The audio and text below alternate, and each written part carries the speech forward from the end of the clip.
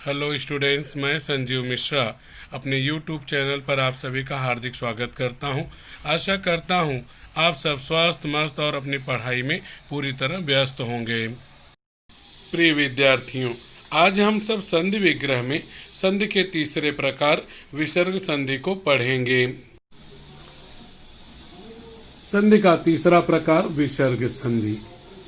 जब आप स्वर पढ़े थे, व्यंजन पढ़े थे, तो वहां पर आ आ ई उ ए ओ अंग और उसके बाद री पढ़े थे कि वह स्वर होते हैं, लेकिन अह को मैंने कहा था वह विसर्ग है। तो आज हम लोग संधि के तीसरे प्रकार विसर्ग संधि को पढ़ने वाले हैं।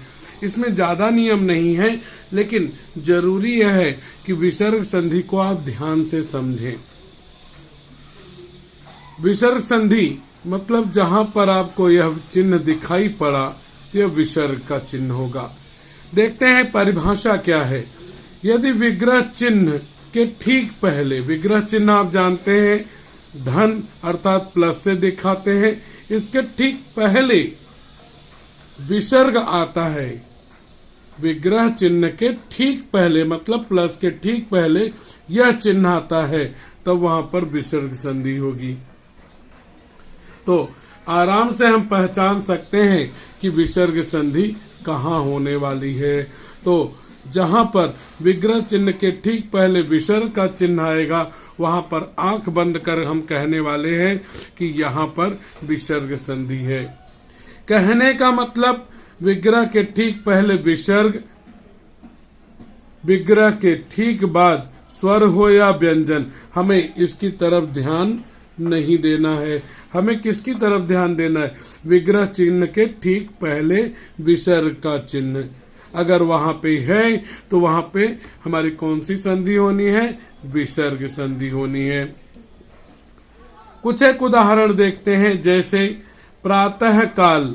जब आप इसे पढ़ रहे हैं तो इसके दो भाग बन रहे हैं। प्रातः काल पढ़ते समय आप यहाँ पे रुक रहे हैं, तो एक भाग यह बन जाता है आपका और दूसरा यह बनता है। तो वही हमने किया। प्रातः धन काल, प्रातः प्लस काल, यह विग्रह का चिन्ह हुआ आपका। विग्रह के चिन्ह के ठीक पहले अगर आप देखते हैं तो यहाँ पर आपको विसर्ग का चिन्ह दिखाई देता है। विसर्ग का चिन्ह अह, तो यहाँ पे आपको विसर्ग का चिन्ह दिख रहा है। और हमारी परिभाषा भी वही कह रही है, यदि विग्रह चिन्ह के ठीक पहले, विग्रह चिन्ह के ठीक पहले विसर्ग आता है, तब वहां पर विसर्ग संधि होगी। विग्रह के ठीक पहले विसर्ग आया, इस कारण से यहाँ पे कौन सी संधि हुई? विसर्ग संधि। अब देखिए न, त में यह अह लगा है, तो इसका मतलब हुआ त धन अह।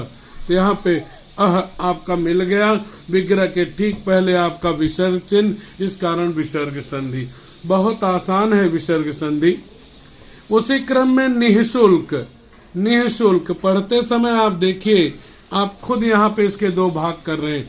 पढ़ते समय यहाँ पर आप रुक रहे हैं, पढ़ते समय जहाँ रुके उसके पहले वाला पहला भाग, उसके बाद वाला दूसरा भाग। तो यहाँ पर पहला भाग हमने लिया निह, दूसरा शुल्क, बीच में विग्रह का चिन्ह डाल दिया। विग्रह के ठीक पहले आप देखिए यह विसर्ग का चिन्ह है। जब विग्रह के ठीक पहले विसर्ग का चिन्ह आएगा, तो वहां पे विसर्ग संधि अपने आप हो जाएगी। और इसी क्रम में आगे बढ़ते हैं हम लोग। अगला है हमारा पहला नियम। नियम कहता है कि अगर विग्रह के ठीक पहले, विग्रह के ठीक पहले ओ की मात्रा है, या फिर संधि शब्द में पढ़ते समय, संधि शब्द में पढ़ते समय जहां पर ओ की मात्रा लगी है, ओ की मात्रा आप जानते हैं यह होती है संधि शब्द में जहां पर जिस अक्षर के ऊपर ओ की मात्रा है, तो ओ की मात्रा की जगह पर आप क्या लगाएंगे? विसर्ग का चिन्ह। फिर से मैं क्लियर कर दूं, संधि शब्द में जिस अक्षर के ऊपर ओ की मात्रा लगी होगी, ओ की मात्रा की जगह पे आप विसर्ग का चिन्ह लगा देंगे। तो यह स्पष्ट होना है ओ की मात्रा की जगह पे हम विसर्ग का चिन्ह लगा देंगे और उसके बाद विसर्ग का चिन्ह लगाने के बाद ही हम प्लस लगा देंगे। जैसे यहाँ पर देखें, पहले उदाहरण में संधि शब्द है तपोवन, यहाँ पर हमें ओ की मात्रा लगी मिली। अब हम किस अक्षर पे ओ की मात्रा है? प पे है।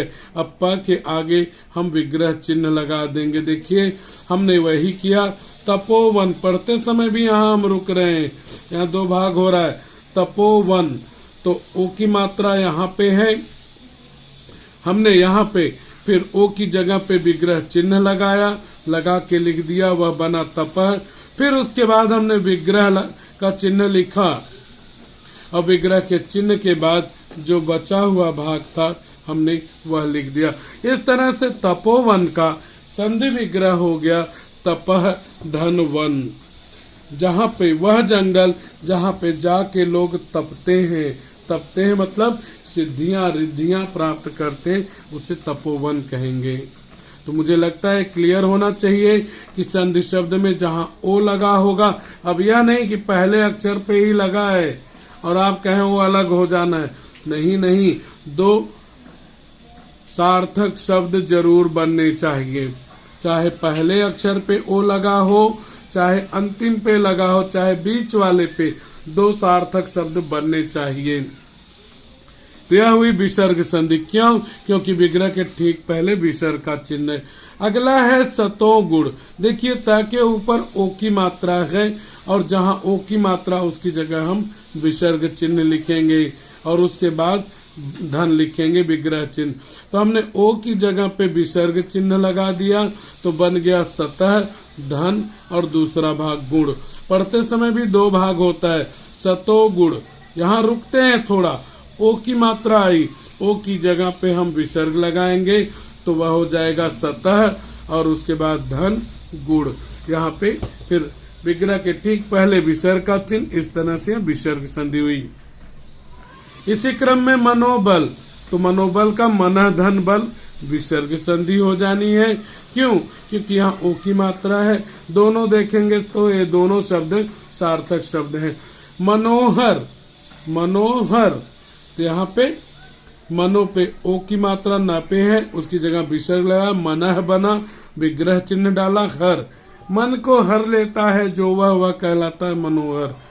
मन का बल है जो वह होता है मनोबल। इस तरह से यहाँ पे विग्रह के ठीक पहले विसर्ग का चिन्ह, इसलिए विसर्ग संधि।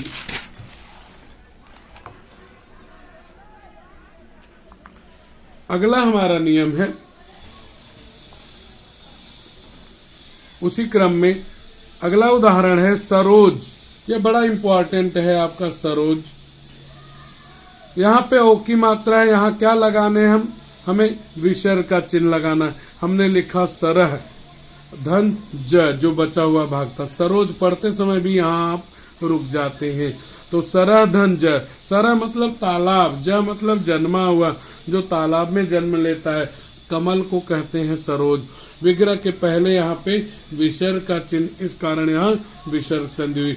उसी तरह से मनोज, तो यहाँ पे भी ओ लगा हुआ है, उसकी जगह विग्रह का विसर्ग का चिन्ह लिखा हमने, वह बना मनः धन जन, जो मन में जन्मा है। दोनों सार्थक शब्द बनने चाहिए, ध्यान रखिएगा। यहाँ पे विग्रह के पहले विसर्ग का चिन्ह, इस कारण यहाँ पे विसर्ग संधि हुई। अगला है हमारा उदाहरण अधोपतन। अधोपतन यहाँ पे ओ की मात्रा है, उसकी जगह हम विसर्ग का चिन्ह लेकर आए, अधः हुआ और बचा विग्रह चिन्ह लिखा, यह विग्रह चिन्ह आपका कहलाता है। उसके बाद में बचा हुआ शब्द लिख दिया। हमें इधर नहीं देखना, अब हमें संधि का नाम लिखते समय केवल विग्रह के ठीक पहले देखना है। यहाँ विसर्ग का चिन्ह है, आंख बंद करके लिख दीजिए विसर्ग संधि। इसी तरह मनोनुकूल, यहाँ पे बहुत सारे बच्चे डाउटफुल होते हैं। मनोनुकूल, यहाँ पे जाएंगे, ओ की मात्रा है तो मना हुआ, नुकूल कोई शब्द नहीं होता है, बल्कि वह यहाँ पे असाइलेंट रहता है। ये बात आप ध्यान रखिएगा। ओ और अ, जब आपको स्वर संधियां पढ़ा रहा था मैं, तभी भी बताया था, ओ और अ मिल के ओ ही बनाते हैं। तो यहाँ पे अ साइलेंट था, वह आ गया तो मना हो गया एक भाग, क्योंकि ओ की मात्रा न पे थी, और नुकूल के पहले, न के पहले अ लग गया, वह हुआ अनुकूल। मन के अनुकूल हुआ जो वह। तो यहाँ पे विग्रह के ठीक पहले विसर्ग का चिन्ह, इस कारण यह विसर्ग संधि हो गई। इसी तरह अगला है पयोध। पयोध, तो पयो में या पे ओ की मात्रा है तो पया हुआ द। पयोद मतलब कहते हैं दूध को कहा जाता है। पया द मतलब जिससे दूध बन, जो दूध है उसे पयोद कहते हैं। यहाँ पे विग्रह का चिन्ह है, हाँ, द मतलब देने वाली, तो यहाँ पे विग्रह चिन्ह है, विसर्ग चिन्ह है, विसर्ग चिन्ह होने से यह विसर्ग संधि हुई। अगला चलते हैं मनोभाव। यहाँ पे भी देखेंगे तो ओ की मात्रा, मना धन भाव, विग्रह के ठीक पहले यह विसर्ग का चिन्ह, इस कारण विसर्ग चिन्ह। मैं बार बार कहता हूँ जो दो शब्द हैं, दोनों शब्द सार्थक होने चाहिए, अर्थात उनका कोई अर्थ निकलना चाहिए। अगर दोनों के अर्थ नहीं निकले तो वह संधि गलत हुई। नियम के अनुसार जो नियम है आपका, जैसे ओ की जगह आपका विसर्ग होगा, उस नियम से आप विग्रह कर सकते हैं। और दूसरा नियम क्या है, विग्रह के ठीक पहले जो परिभाषा है, अगर विसर्ग का चिन्ह है तो विसर्ग संधि होगी। तो आधा नंबर आपका यह सही होने पे गए और आधा मार्क आपका यह सही होने पे। अधोवदन, यह आपका इंपॉर्टेंट है, एक छूट गया। मनोरथ, मना धन रथ, यह विसर्ग संधि हुई क्योंकि विग्रह के पहले विसर्ग का चिन्ह। अधोवदन इंपॉर्टेंट है, महत्वपूर्ण है, उसका विग्रह हुआ अध धन वदन। और ध्यान रखिए, यह सब मैंने कक्षा 9वीं 10वीं की किताबों में से उदाहरण निकाले हैं और इन्हीं में से निश्चित तौर पर आपको बोर्ड एग्जाम में मिलने हैं।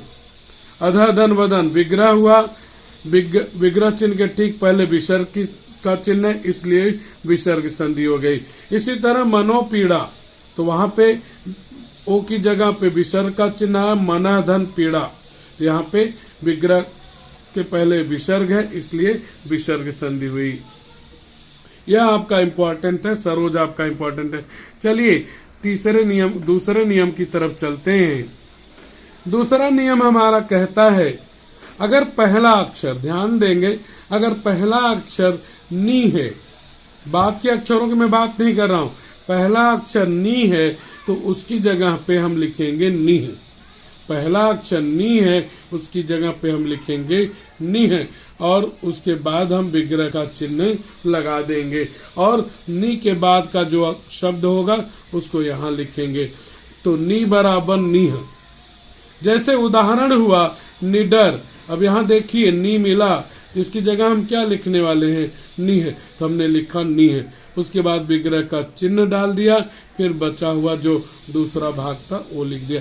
जब आप इसको बोलते भी हैं, उच्चारण करते हैं, निडर, आप रुकते हैं नी कहने के बाद, कह के देखिए, बोल के देखिए, निडर, यहाँ रुकते हैं, दो भाग यहाँ पे होता है, तो नी बराबर निह, तो निडर का हुआ निह धन डर, विग्रह के पहले विसर्ग है, इस कारण विसर्ग संधि हुई। अगला उदाहरण है आपका निरोग, कहते हैं वह निरोगी हो गया, तो यहाँ पे नी आया, नी की जगह आप लिखने वाले हैं निह, तो यहाँ हो जाएगा निह धन रोग, विग्रह के पहले विसर्ग आया, इस कारण विसर्ग संधि हुई।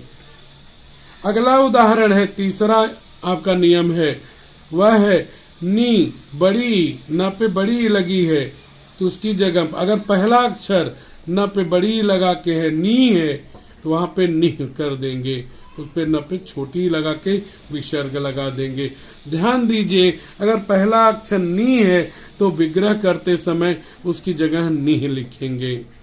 जैसे उदाहरण है नीरज, नीरज, तो यहाँ पे देखेंगे तो पहला अक्षर नी है, इसकी जगह पे हम क्या लिखने वाले हैं, यह, तो हमने लिख दिया निह, प्लस, इसके बाद हम प्लस लगा देंगे, विग्रह चिन्ह, धन लगाएंगे और उसके बाद बचा हुआ जो भाग है वह लिख देंगे। तो यह विग्रह बन गया नीरज का।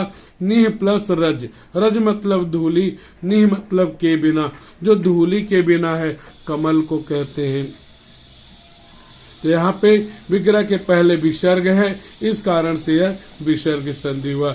इसी तरह से नीरव, तो नी मिला हमें, नी की जगह पे हम नीह लिखने वाले हैं, हमने लिख दिया नीह, विग्रह का चिन्ह डाला और उसके बाद बचा हुआ भाग यहाँ लिख दिया। रव मतलब शोरगुल, निह मतलब के बिना, शोरगुल के बिना अर्थात शांत स्थान को हम नीरव कहते हैं, जिसे एकांत कहते हैं। विग्रह के पहले निह आया। ध्यान रखिए ये दोनों शब्द जो हैं ये सार्थक शब्द हैं। ये निह का अर्थ होता है के बिना, रव का अर्थ होता है अशांति, तो शोरगुल। यहाँ पे विग्रह के पहले विसर्ग है, इसलिए विसर्ग संधि। इसी क्रम में अगला है नीरस। ये तीनों आपके इम्पोर्टेंट है, इतना मैं बता रहा हूं आपको एग्जाम्स के लिए। नीरस, तो यहाँ भी नी आया है, नी की जगह पे हम निह लिखने वाले हैं, हमने लिख दिया निह धन रस। विग्रह के पहले यहाँ पे विसर्ग आया, इस कारण विसर्ग संधि। ये 3 नियम हो गए। चौथा नियम, र, आधा र अगर है तो उसकी जगह पे हम विसर्ग लिखेंगे और उसी के बाद विग्रह चिन्ह लिख देंगे। देखिए निराशा, आप कहेंगे सर आधा अक्षर कहाँ है, इसमें र में जाएंगे तो र धन आ है, यहाँ पे नी हो गया, नी को भी विग्रह कर सकते हैं आप, आ हो गया, यहाँ पे शा हो गया। तो यहाँ पे ये दोनों मिलके क्या बनाए थे, रा। तो यहाँ पे विग्रह के ठीक पहले, सॉरी, अगर आधा र है तो उसकी जगह हम विसर्ग का चिन्ह लिख देंगे, र हटा देंगे। तो यहाँ पर देखेंगे तो पाएंगे तो रा है, रा मतलब र धन आ है, तो र की जगह पे हम क्या लिखेंगे, विसर्ग। तो वही हमने किया, निह हो गया और र हट गया और यहाँ का आशा एक साथ हो गया। फिर से समझिए, निराशा में रा को अगर देखें तो रा किससे बना, र धन आ से बना है। तो र की जगह हमने विसर्ग लगा दिया, वह चला गया नी के साथ तो बन गया निह, और आ चला गया सा के साथ, वह बन गया आशा। तो निराशा का संधि विग्रह हुआ निह धन आशा। निम का अर्थ होता है के बिना, आशा के बिना जो है उसे निराशा कहते हैं। उसी तरह से निराश का निह धन आश। यहाँ पे विग्रह के ठीक पहले विसर्ग का चिन्ह, इसलिए विसर्ग संधि। अगला है निर्धन। निर्धन में भी अगर आप जाएं, इस अक्षर की बात करें तो यहाँ पे नी हो गया, यहाँ पे र हो गया, यहाँ पे ध हो गया। आधा र जब ध के पहले रहता है तो वह ऊपर चला जाता है। तो यहाँ पे र की जगह पे हम क्या लिखेंगे, विसर्ग। तो वही किया हमने निर्धन का, हमने लिखा है निधन, निधन धन, विग्रह के पहले विसर्ग है इसलिए विसर्ग संधि। दुरुपयोग, अब आप कहेंगे सर यहाँ पे कहाँ दिख रहा है आपको आधा र, मैं आपको दिखाता हूँ जिसपे खलंत लगा है। दुरुपयोग पढ़ते समय यहाँ पे रुक रहे हैं, यहाँ पे हुआ दु र धन उ, ये बन गया रू आपका, र धन उ बन गया रू धन पयोग, पयोग। अब देखिए रू को हमने र धन उ लिखा तो र की जगह हम क्या लिखने वाले हैं, विसर्ग। तो वह बन गया दुह, और ये उ चला गया इस तरफ, वो बन गया उपयोग। दुह मतलब के बिना, तो यहाँ पे बन गया हमारा उपयोग के बिना। तो यहाँ पे विग्रह के पहले विसर्ग है इसलिए विसर्ग संधि। ठीक उसी तरह से निरुत्तर में भी अब आपको बताने की जरूरत नहीं, यहाँ पे आधा र कहाँ छिपा है, यहाँ पे है। रू मतलब हो गया र धन उ चला जाएगा इसके साथ, आधा त और पूरा त र के साथ बन जाएगा उत्तर, और ये र न के साथ गया वह बन गया नी। निर्धन उत्तर, उत्तर के बिना, दोनों शब्द सार्थक हैं। यह भी विसर्ग संधि, क्योंकि विग्रह के ठीक पहले विसर्ग का चिन्ह। उसी क्रम में निर्बल, निर्बल भी ठीक ऐसे निर्धन जैसा ही है। यहाँ पे र आ रहा है, र और ब है, तो र की जगह हम विसर्ग करेंगे, तो वह बन गया निर्धन बल विसर्ग संधि, मतलब के बिना। दुर्बल भी ठीक उसी का भाई है, दुर्धन बल विसर्ग संधि। निर्जन भी ठीक निर्धन जैसा ही है, तो यहाँ पे उसका भी बन गया निर्धन जन विसर्ग संधि। जन के बिना मतलब जहां लोग नहीं है वह निर्जन स्थान। विशेषतः 10वीं के लिए यह इंपॉर्टेंट है आपका। तो निर्द्वंद्व, निर्द्वंद्व में भी आप कहेंगे यहाँ पे है, यह आपका दिख रहा होगा आपको। र नीचे आ जाएगा तो र और आधा द हो जाएगा, आधा र आधा द, इसकी जगह पे हम विसर्ग कर देने वाले हैं। तो यह बन गया आपका निर्धन द्वंद्व। द्वंद्व मतलब होता है विवाद, विवाद के बिना जो है उसे निर्द्वंद कहते हैं। कहते हैं कि निर्द्वंद सो रहा है, यानी उसके मन में कोई हलचल नहीं है। यहाँ पे भी विसर्ग संधि। दुर्जेय, दुर्जेय यह भी आपका इम्पोर्टेंट है। 10वीं की हिंदी प्रथम भारती की जो 9वीं कविता दूसरी इकाई का है चिंता, उसी में से आया है दुर्जेय। यहाँ दुर्जेय, दुर्जेय आप पढ़ भी रहे तो र आ रहा है, ऊपर र लगा भी है, तो दुर्धन जे, जे मतलब जय। जय के बिना अर्थात पराजय, या फिर जिसे जीता नहीं जा सकता वह कहलाता है दुर्जेय, जो पराजित नहीं हो सकता। तो यहाँ पे विसर्ग संधि हुई। दुर्ललित, यह भी इम्पोर्टेंट है, प्रथम भाषा हिंदी की किताब से है। ये सभी यहाँ पे जितने अभी दिख रहे हैं यह प्रथम भाषा हिंदी या द्वितीय भाषा हिंदी 10th की किताब से ज्यादा है। यह भी इम्पोर्टेंट है। यह भी दुर्जय की तरह ही दुर्ललित भी है। र यहाँ लगा, यहाँ आ जाएगा दुर्धन ललित विसर्ग संधि। निर्विकार भी इम्पोर्टेंट है, आपका महत्वपूर्ण है। तो र यहाँ पे आ जाएगा, यह बन जाएगा निर्विकार। र की जगह विसर्ग डाल दिया, निर्धन विकार हुआ, विसर्ग संधि हो गया आपका। इसी क्रम में दुर्लभ बहुत इंपॉर्टेंट है प्रथम और द्वितीय भाषा के लिए।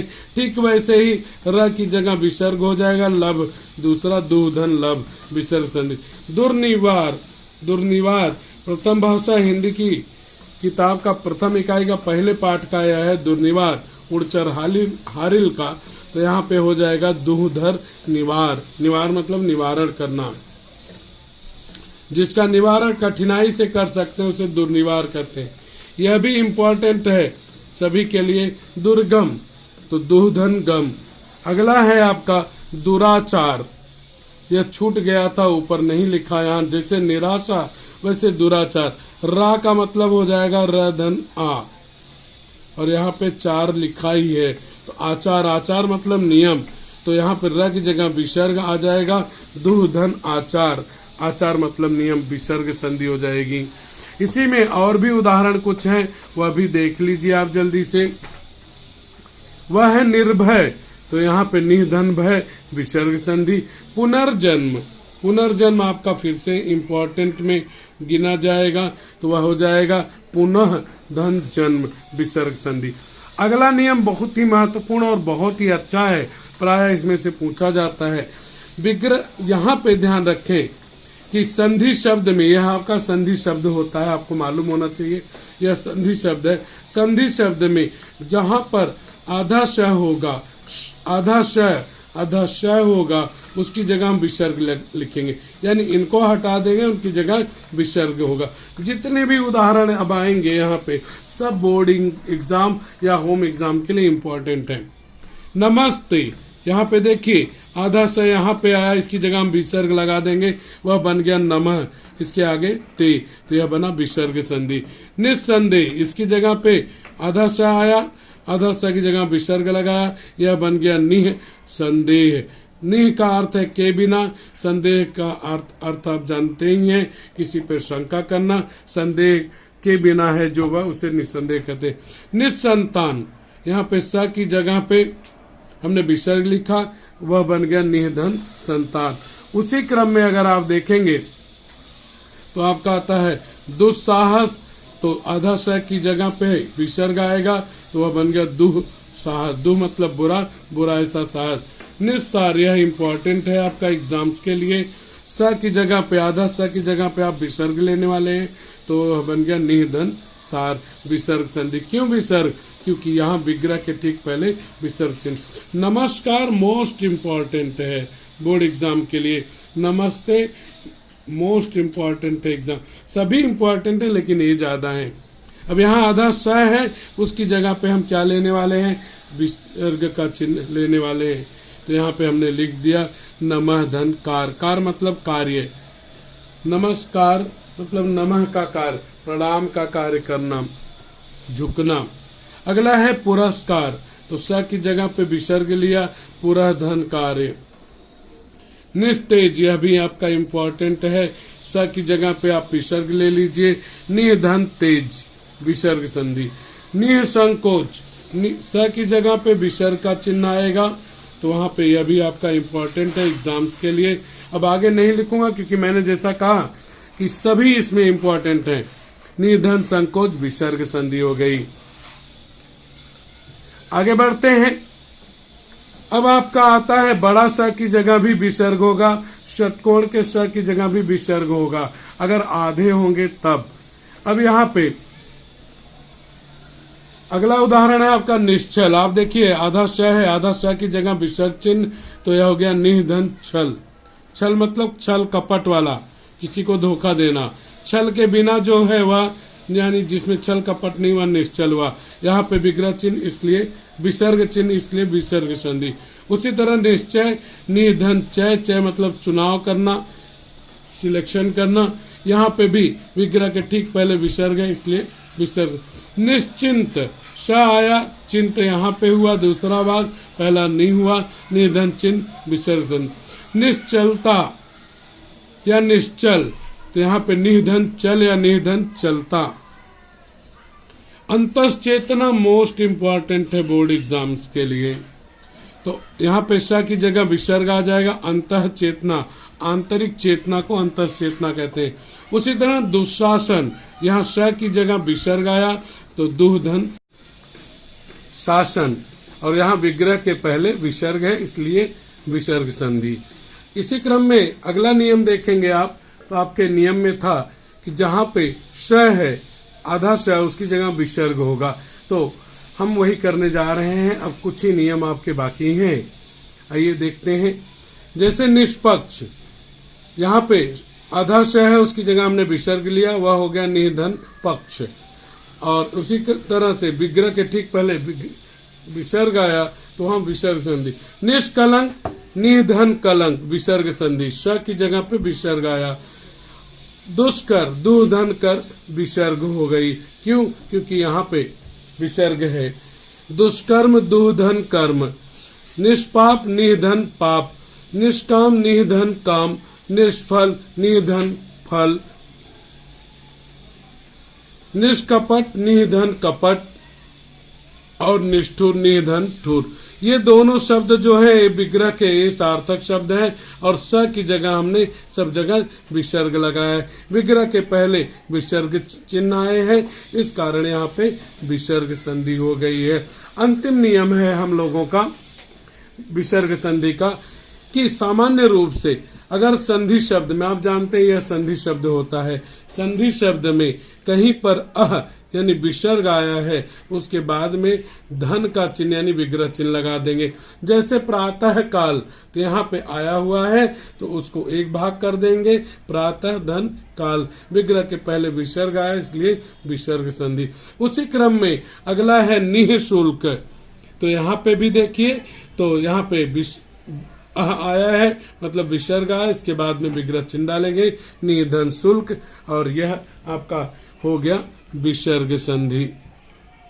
एक है अंतिम वाला जो यह नियम से परे है, अतएव, यह इसमें कोई नियम नहीं लगता, इसको हम केवल लिख देते हैं अतः धन एव, और विग्रह के पहले विसर्ग है इसलिए विसर्ग। यह अपवाद है, यह नियम से ऊपर है। आशा है कि विसर्ग संधि का मेरा यह वीडियो आप लोगों को पसंद आया होगा, और आप लोगों को अच्छे से समझ में भी आया होगा।